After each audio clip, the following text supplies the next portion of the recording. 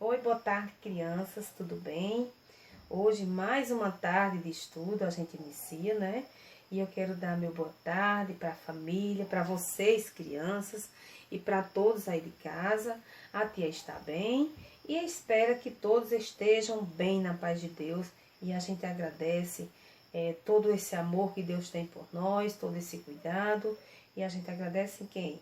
Em nome de Jesus, né, crianças? Amém. E vamos dar continuidade às nossas aulas, né? Hoje de geografia, vocês vão poder estar abrindo o livro na página 135 e hoje a gente vai aprender sobre o município. Então, o que é um município? É a cidade em que muitas pessoas moram, não é isso? O que é o município a gente vai ver, o que é a cidade, o que é zona rural, o que é zona urbana. Então, vamos ver a leitura, né? Ouvir a leitura e acompanhar na página 135, que fala o que é um município, fala sobre o município. Diz assim, ó, todos nós moramos em um bairro. Então, o conjunto de vários bairros forma um município. Observem aí o mapa. A gente já aprendeu o que é bairro, né? Que no bairro existem ruas e que essas ruas formam um bairro. E, consequentemente, esse conjunto de bairro forma o município. Na página seguinte, a gente vai aprender aqui que o município é parte de um estado. Então, o estado ele é dividido em áreas menores. E essas áreas menores nós chamamos de quê? De município. Todo município tem uma sede, a prefeitura, que é o local em que o prefeito trabalha com os seus secretários e também outros funcionários, né? Eles trabalham em prol da melhoria da cidade. Então, a gente vê aqui ao lado que sede que significa o local em que funciona uma administração de governo. No caso aqui, a gente está falando de município. Então, quem é que governa? Quem governa o município? O prefeito da cidade, né? Então, zona urbana é conhecida como cidade e a zona rural como campo ou como sítio. Quem aqui não já ouviu a frase, alguém dizia assim, eu moro na zona rural. Então, quer dizer que ele mora no campo, mora no sítio. Então, vocês estão vendo aí duas gravuras. Uma da zona rural, né? Do município de Porto Alegre e a outra da zona urbana do município também de Porto Alegre. Então, diz aqui na leitura que alguns municípios da zona urbana crescem tanto que diminui a zona rural ou até mesmo chega a acabar com essa localidade, né? A zona rural, devido ao município crescer muito. Na página 137 tem uma atividade a ser feita, né? Mas na página 138 fala sobre quem? Sobre a cidade. Então diz que a cidade é a zona urbana, como a gente já viu, né? Você vai ver aí sobre os bairros, a sede onde o prefeito administra, né? Fica, que é a prefeitura. E nos bairros residenciais predominam as moradias, que são as casas, tanto térrea como primeiro andar, apartamentos, não é isso?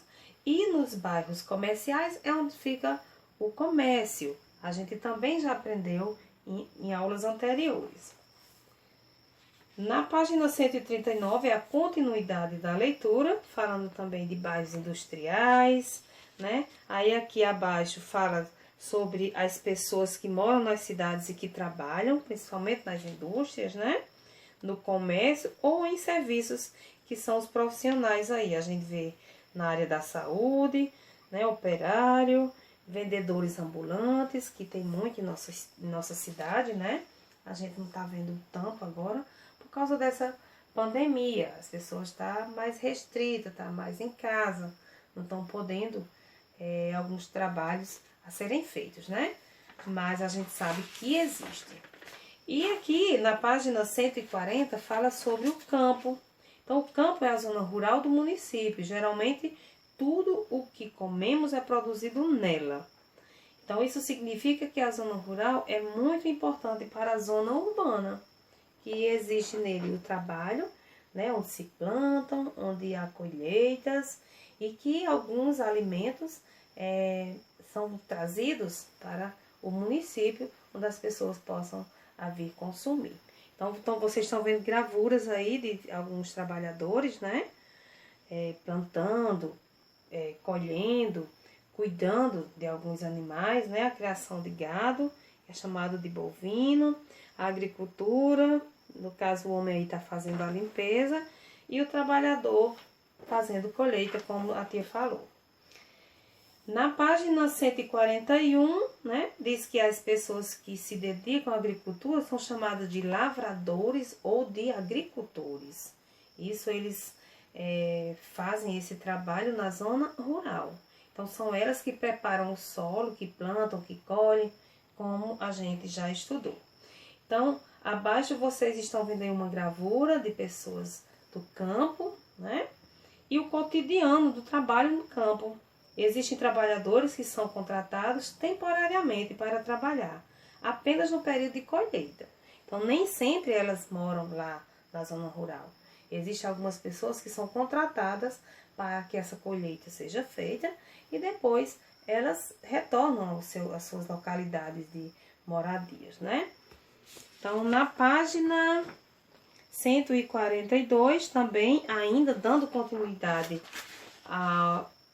sobre aí do campo, né? Sobre onde as pessoas trabalham, onde as pessoas algumas moram, diz que no campo o trabalhador pode se dedicar à agricultura, à pecuária, que é a criação de animais, e a atividades extrativistas, que consistem em retirar o produto diretamente da natureza para comercializar.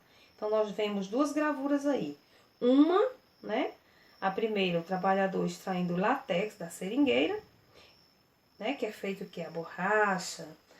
E aqui ao lado, um trabalhador cuidando da criação de animais, no caso, bovinos. Então, aqui tem um indicador, né? Segundo dados do censo, né? Demográfico, realizado pelo Instituto Brasileiro de Geografia e Estatística, que é o IBGE, é o órgão responsável por essas pesquisas. Então, em 2010, havia no Brasil cerca de 190 milhões de habitantes, do quais 160 milhões viviam na zona urbana e apenas 30 milhões na zona rural. Então, isso significa que de cada 100 brasileiros, somente 15 viviam no campo, enquanto 85 moravam nas cidades.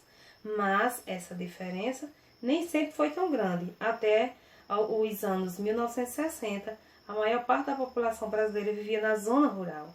Então, aí a gente tem um gráfico, né, com essas porcentagens, a zona urbana e a zona rural. A zona urbana com 85% e a rural apenas com 15%. Então, vocês irão resolver a atividade da página 143 e 144. Então, observe que a maioria das páginas são apenas leitura, para que você possa ter esse entendimento, para estarem realizando as atividades, tá bom?